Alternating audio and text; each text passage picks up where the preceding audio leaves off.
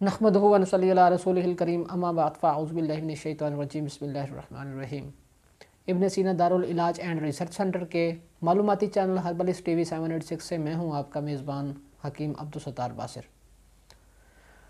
दोस्तों, अगर आप में से किसी को भी, आपको खुद को या आपके घर वालों को या आपके दोस्तों को अचानक से ब्लड प्रेशर लो का मसला बन जाए, नज़ला, ज़ुकाम, रेशा, केरा, पेट के अंदर गैस का रुकना, जरियान, या आपके किसी भी जानने वाले आपके अजीज़ रिश्तेदार फ़ीमेल को अगर सैलानुर रहम यानी लिकोरिया का मसला हो, इसके अलावा आसाबी उज़लाती, सर्द तर या तर सर्द या सर्द खुश्क अमराज, अगर आप के किसी भी आपके घर वालों में से, आपके दोस्तों में से किसी को भी ये अमराज, ये अलामत हों, तो ये आज वाला जो नुस्खा है आपके लिए 100% दुरुस्त साबित होने वाला है। बल्कि आज इस एक वीडियो के अंदर मैं 2 नुस्खों का कम्बिनेशन आपको बताने वाला हूँ।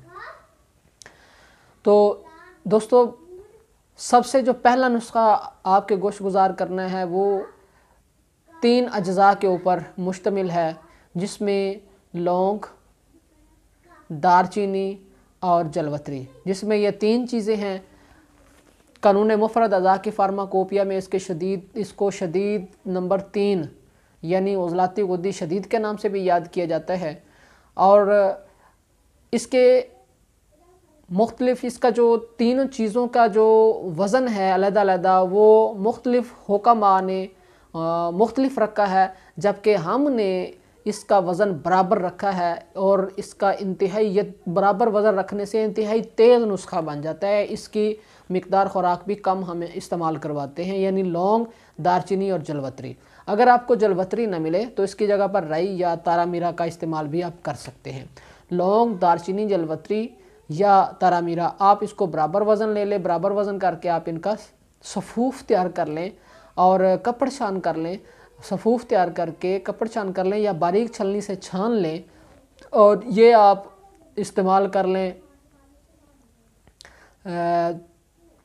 बिल्कुल जो है वो नखूदी गोलियां आप बना लें इसकी, या चने के दाने के बराबर आपने इसको एक मरीज़ को इस्तेमाल करवाना है दिन के अंदर 2 टाइम 3 टाइम, मर्ज़ की नौइयत के लिहाज से।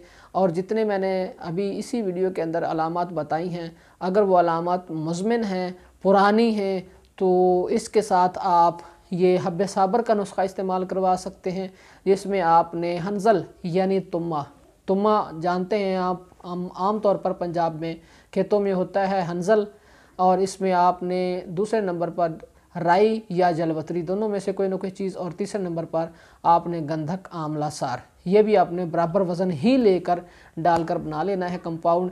ब्लड प्रेशर लो अगर बिल्कुल इतना लो हो गया है कि दिमाग को झटके लगना शुरू हो गए हैं, ख़तरा है कि ब्लड प्रेशर लो और गिर जाने के बाद ब्लड प्रेशर बिल्कुल नीचे गिर जाए और जो है डेथ यानी मौत का अगर आपको खदशा हो जाए कि अचानक मरीज़ एक्सपायर ना हो जाए, तो आप फिल फौर ये जो नुस्खे मैंने दोनों बताए हैं इसकी ये खुराक फ़ौरन ताज़ा पानी के साथ दें।